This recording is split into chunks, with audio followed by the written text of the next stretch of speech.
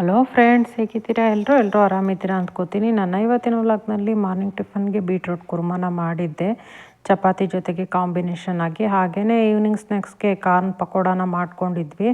So ಅದನ್ನೆಲ್ಲ ಯಾವ ರೀತಿ ಮಾಡೋದು ಅನ್ನೋದು ನೋಡೋಣ. ಹಾಗೆಯೇ ಮತ್ತು ಗೋಲ್ಡ್ನ ತಗೊಂಡೆ. ಸೊ ಗೋಲ್ಡ್ ರೇಟ್ ಏನಿತ್ತು, ಸೊ ನಾನು ತಗೊಂಡಿದ್ದು ಗೋಲ್ಡ್ ರೇಟ್ಗೆ ವೇಸ್ಟೇಜ್ ಎಷ್ಟು ಹೋಯಿತು, ಮೇಕಿಂಗ್ ಚಾರ್ಜ್ ಎಷ್ಟು ಹಾಕ್ತಾರೆ, ಹಾಗೆಯೇ ಸಿಲ್ವರ್ದು ರುದ್ರಾಕ್ಷಿನ ಮಾಡಿಸ್ಕೊಂಡಿದ್ದೀನಿ ಮಗಂಗೆ ಅಂದ್ಬಿಟ್ಟು.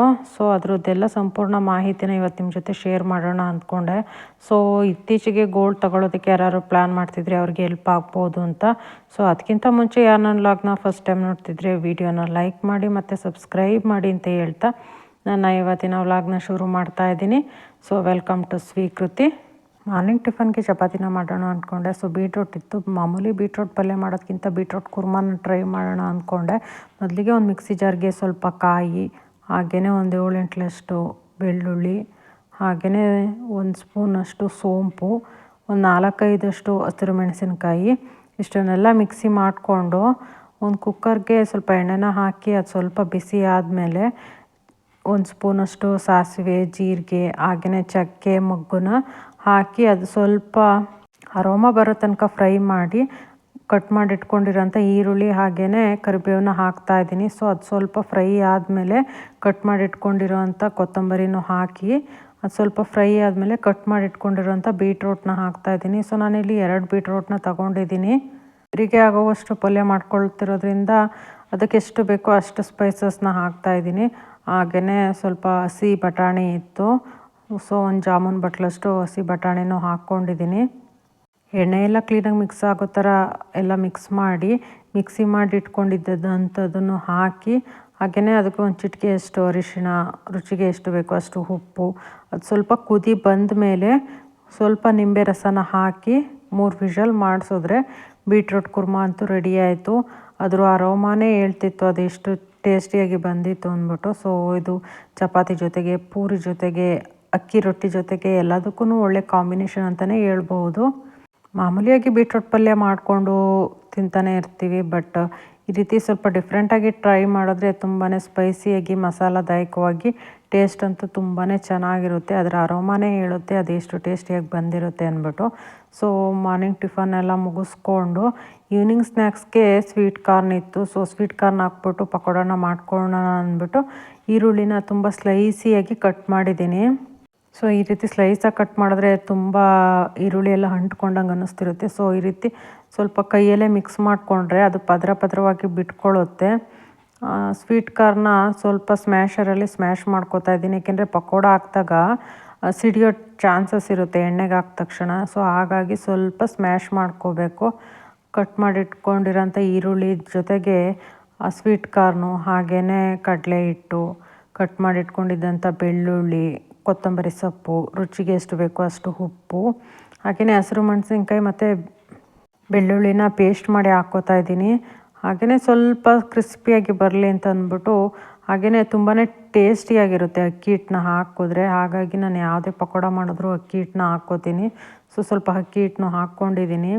ಹಾಕ್ಬಿಟ್ಟು ಫಸ್ಟ್ಗೆ ನೀರು ಹಾಕಿ ಕಲಸೋದಕ್ಕಿಂತ ಈ ರೀತಿ ಡ್ರೈ ಇದ್ದಾಗಲೇ ಸ್ವಲ್ಪ ಕೈಯಲ್ಲಿ ನೀಟಾಗಿ ಮಿಕ್ಸ್ ಮಾಡಬೇಕು. ಆವಾಗ ಸ್ವೀಟ್ ಕಾರ್ನು ಸ್ಮ್ಯಾಶ್ ಆಗಿಲ್ಲ ಅಂತಂದರೂ ಸ್ವಲ್ಪ ಸ್ಮ್ಯಾಶ್ ಆಗುತ್ತೆ. ಸ್ಮ್ಯಾಶ್ ಆಗಲಿಲ್ಲ ಅಂದರೆ ಎಣ್ಣೆಗೆ ಹಾಕಿದ ತಕ್ಷಣ ಸಿಡಿಯೋ ಚಾನ್ಸಸ್ ಇರುತ್ತೆ. ಸೊ ಹಾಗಾಗಿ ನೀಟಾಗಿ ಕಿವುಚಿ ಮಿಕ್ಸ್ ಮಾಡಬೇಕು. ಸೊ ಸ್ವೀಟ್ ಕಾರ್ನಲ್ಲಿ ನೀರಂಶ ಇರೋದ್ರಿಂದ ಸ್ವಲ್ಪನೇ ನೀರು ಹಾಕ್ಕೊಂಡು ಹಿಟ್ಟನ್ನು ಸ್ವಲ್ಪ ಗಟ್ಟಿಯಾಗಿಯೇ ಕಲಿಸ್ಕೊಂಡ್ಬಿಡ್ಬೇಕು. ಏಕೆಂದರೆ ಹಿಟ್ಟು ನೆನಿತಾ ನೀರು ಬಿಟ್ಕೊಂಡ್ಬಿಟ್ಟು ಹಿಟ್ಟು ತುಂಬಾ ತೆಳುವಾಗ್ಬಿಡುತ್ತೆ. ಹಾಗಾಗಿ ಸ್ವಲ್ಪ ಗಟ್ಟಿಯಾಗಿಯೇ ಹಿಟ್ಟನ್ನು ಕಲಿಸ್ಕೊಂಡು, ಅಷ್ಟರಲ್ಲಿ ಎಣ್ಣೆನೂ ಕಾಯ್ದಿತ್ತು. ಸೊ ಪಕೋಡಾನ ಮಾಡಿಕೊಂಡೆ. ಟೇಸ್ಟ್ ಅಂತೂ ಆಸಮ್ ಅಂತಲೇ ಹೇಳ್ಬೋದು. ಸೊ ಟ್ರೈ ಮಾಡಿದವ್ರಿಗೆ ಮಾತ್ರ ಗೊತ್ತು ಈ ಸ್ವೀಟ್ ಕಾರ್ನ್ ಪಕೋಡದ್ದು ಟೇಸ್ಟ್ ಏನಂತ, ಏಕೆಂದರೆ ಅಷ್ಟು ಚೆನ್ನಾಗಿ ಬಂದಿರುತ್ತೆ. ತುಂಬಾ ಕ್ರಿಸ್ಪಿಯಾಗಿ ಬರುತ್ತೆ. ಕೇವಲ ಈರುಳ್ಳಿ ಪಕೋಡ ಮಾಡಿದ್ರೂ ಇಷ್ಟು ಕ್ರಿಸ್ಪಿಯಾಗಿ ಬರಲ್ಲ ಅನಿಸುತ್ತೆ. ಹಾಗೆಯೇ ಟೇಸ್ಟು ಅಷ್ಟೇ ತುಂಬಾ ಚೆನ್ನಾಗಿ ಬರುತ್ತೆ. ಸೊ ಖಂಡಿತವಾಗಿಯೂ ಎಲ್ಲರೂ ಒಂದ್ಸಲ ಟ್ರೈ ಮಾಡಲೇಬೇಕು. ಸೊ ಮಾಮೂಲಿ ಈರುಳ್ಳಿ ಬಜ್ಜಿಗಿಂತ ಸ್ವಲ್ಪ ಹೊತ್ತು ಜಾಸ್ತಿನೇ ಬೇಯಿಸ್ಕೋಬೇಕು, ಯಾಕೆಂದರೆ ಕಾರ್ನ್ ಇರುತ್ತಲ್ವ. ಸೊ ಒಳಗಡೆ ಎಲ್ಲ ಚೆನ್ನಾಗಿ ಬೇಯ್ಕೋಬೇಕು. ಹಾಗಾಗಿ ಚೆನ್ನಾಗಿ ಬೇಯ್ಕೊಂಡಿಲ್ಲ ಅಂದರೆ ಟೇಸ್ಟು ಚೆನ್ನಾಗಿ ಅನಿಸಲ್ಲ, ಸುಮ್ಮನೆ ಹಸಿ ಹಸಿ ಅನಿಸುತ್ತೆ. ಸೊ ಹಾಗಾಗಿ ಪಕೋಡನೂ ಅಷ್ಟೇ ತುಂಬ ದಪ್ಪನಾಗಿ ಹಾಕಬಾರ್ದು, ಸ್ವಲ್ಪ ತೆಳುವಾಗಿಯೇ ಚಿಕ್ಕ ಚಿಕ್ಕದಾಗಿ ಹಾಕಬೇಕು. ಆವಾಗ ನೀಟಾಗಿ ಕಾರ್ನೆಲ್ಲ ಬೆಂದ್ಕೊಳ್ಳುತ್ತೆ. ಈವ್ನಿಂಗ್ ಸ್ನ್ಯಾಕ್ಸಿಗಂತೂ ಒಳ್ಳೆ ರೆಸಿಪಿ ಅಂತಲೇ ಹೇಳ್ಬೋದು. ಖಂಡಿತವಾಗಿಯೂ ಎಲ್ಲರೂ ಒಂದ್ಸಲ ಟ್ರೈ ಮಾಡಲೇಬೇಕು, ಅಷ್ಟು ಚೆನ್ನಾಗಿರುತ್ತೆ ಟೇಸ್ಟ್ ಅಂತೂ. ನಮ್ಮ ಮನೇಲಂತೂ ಗದ್ದೆಗಳಲ್ಲಿ ಸ್ವೀಟ್ ಕಾರ್ನ್ ಸಿಗ್ತಾನೆ ಇರುತ್ತೆ. ಸೊ ತಂದಾಗೆಲ್ಲ ಅದರದ್ದು ಏನಾದರೂ ಡಿಶಸ್ ಟ್ರೈ ಮಾಡ್ತಾನೆ ಇರ್ತೀನಿ. ಅದರಲ್ಲಿ ಈ ಸ್ವೀಟ್ ಕಾರ್ನ್ ಪಕೋಡಾನು ಒಂದು ಅಂತಲೇ ಹೇಳ್ಬೋದು. ಸೊ ಮತ್ತೆ ಗೋಲ್ಡ್ನ ತಗೊಂಡೆ. ಸೊ ಇದು ನನ್ನ ತಂಗಿದು ಹಾರ. ಫಸ್ಟು ಬರೀ ಪಿಂಕ್ ಕಲರಲ್ಲಿ 3 ಲೇಯರಲ್ಲಿ ಈ ರೀತಿ ಲಕ್ಷ್ಮಿ ಹಾಕ್ಬಿಟ್ಟು ಮಾಡಿಸಿದ್ಲು. ಬಟ್ ಅದು ವೆಯ್ಟ್ ಇರುತ್ತಿರ್ಲಿಲ್ಲಲ್ವ, ಹಾಗಾಗಿ ಸರ ಮಡಿಸ್ಕೊಳ್ಳೋದು. ಹಂಗಾಗಿ ಒಂದು ಪೆಂಡೆಂಟ್ನ ಮಾಡಿಸಿ ಹಾಕ್ಕೊಂಡ್ರೆ ನೀಟಾಗಿ ಕೂರುತ್ತೆ ಅಂದ್ಬಿಟ್ಟು ಇದಕ್ಕೆ ಪೆಂಡೆಂಟ್ನ ಮಾಡಿಸಿದ್ವಿ. ಸೊ 7-8 ಗ್ರಾಮ್ ಇದೆ ಪೆಂಡೆಂಟು ಅಷ್ಟೇ ತುಂಬ ಚೆನ್ನಾಗಿ ಬಂದಿದೆ. ಸೊ ಆ ಸರಕ್ಕೆ ತುಂಬಾ ಮ್ಯಾಚ್ ಆಗುವಂಥ ಪೆಂಡೆಂಟು.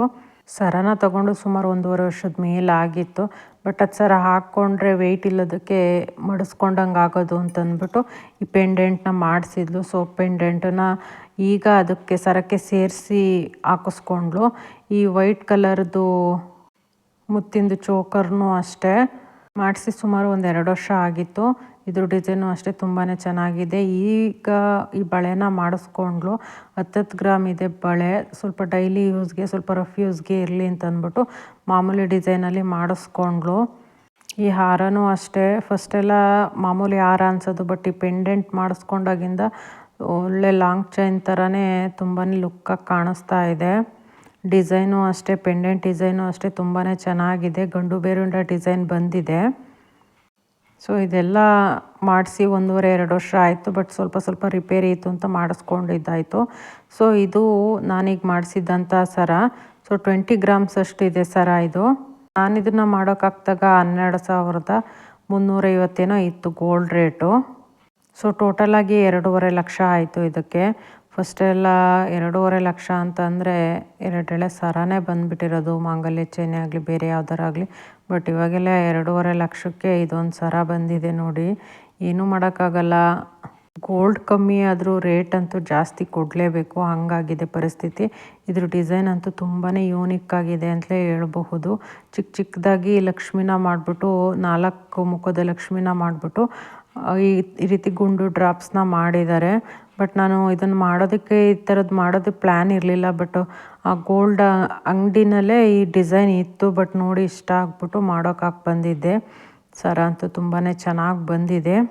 ಸೊ ಪೆಂಡೆಂಟು ಅಷ್ಟೇ ತುಂಬಾ ಚೆನ್ನಾಗಿ ಬಂದಿದೆ. ನನಗೆ ರೂಬಿನಲ್ಲಿ ಯಾವ್ದಾದ್ರು ಸರ ತಗೋಬೇಕು ಅಂತ ತುಂಬ ಆಸೆ ಇತ್ತು ತುಂಬ ದಿನದಿಂದ. ಸೊ ಹಾಗಾಗಿ ರೂಬಿನಲ್ಲಿ ಮಾಡಿಸ್ಕೊಂಡಿದ್ದಾಯಿತು. ಸೊ ನಮ್ಮದು ಮದುವೆಗೆ 25 ವರ್ಷ ಆಗಿತ್ತು. ಸೊ 25th ಆ್ಯನಿವರ್ಸರಿ ಮೆಮೊರಿಗೆ ಅಂತ ಅಂದ್ಬಿಟ್ಟು ತಗೊಂಡಂಗಾಯಿತು. ಇದೆಲ್ಲ ಕಂಪ್ಯೂಟರ್ ಡಿಸೈನ್ಸ್ ಅಂತೆ. ಒಂದು ಸಲ ಮಾಡಿದ್ರೆ ಮತ್ತೆ ಇದೇ ಥರ ಡಿಸೈನ್ ಸಿಗಲ್ವಂತೆ. ಸೊ ಅಷ್ಟು ಚೆನ್ನಾಗಿರೋವಂಥ ನ್ಯೂಲಿ ಡಿಸೈನ್ಸು. ಸ್ವಲ್ಪ ಶಾರ್ಟಾಗಿನೂ ಹಾಕ್ಕೋಬೋದು, ಹಾಗೆಯೇ ಬ್ಯಾಕ್ ಸೈಡು ಥ್ರೆಡ್ ಆಗಿರೋದ್ರಿಂದ ಲಾಂಗ್ ಸರ ಥರನೂ ಹಾಕ್ಕೊಬಹುದು, ಮತ್ತು ಶಾರ್ಟಾಗಿನೂ ಹಾಕ್ಕೋಬಹುದು. ಸೊ 2 in 1 ಯೂಸ್ ಆಗುತ್ತೆ. ಇದಕ್ಕೆ ಗ್ರೀನ್ ರೂಬಿದೇ ಓಲೆ ಇತ್ತು. ಸೊ ಈ ಓಲೆಗೆ ಮ್ಯಾಚ್ ಆಗಲಿ ಅಂತ ಅಂದ್ಬಿಟ್ಟು ಸರನ ಮಾಡಿಸ್ಕೊಂಡಿದ್ದು. ಹಾಗೆಯೇ ಮಗನಿಗೆ ರುದ್ರಾಕ್ಷಿ ಸರ ಇತ್ತು, ಬಟ್ ಅದು ಕಟ್ಟಾಗಿತ್ತು. ಸೊ ಬೆಳ್ಳಿದ್ರಲ್ಲೇ ಮಾಡಿಸಿದ್ರಾಯ್ತು ಅಂದ್ಬಿಟ್ಟು ಇದೊಂದನ್ನು ಮಾಡಿಸ್ದೆ. ಸೊ 21 ಗ್ರಾಮ್ ಇದೆ ಇದು ಬೆಳ್ಳಿ. ಇದಕ್ಕೇ 9,000 ಆಯಿತು. ಇವಾಗಂತೂ ಗೋಲ್ಡ್ನೂ ಅಷ್ಟೇ ಸಿಲ್ವರ್ನೂ ಅಷ್ಟೇ ಏನು ಸ್ವಲ್ಪ ಚಿಕ್ಕದು ತಗೊಂಡ್ರೂ ತುಂಬಾ ರೇಟ್ ಕೊಡಬೇಕಾಗುತ್ತೆ. ಸೊ ಅಂಥ ಪರಿಸ್ಥಿತಿ ಆಗೋಗ್ಬಿಟ್ಟಿದೆ. ರುದ್ರಾಕ್ಷಿ ಸರ ಅಂತೂ ತುಂಬಾ ಚೆನ್ನಾಗಿದೆ. ಇದು 5 ಮುಖದ್ದು ರುದ್ರಾಕ್ಷಿ ಸರ, 54 ಮಣಿ ಇರೋವಂಥದ್ದು.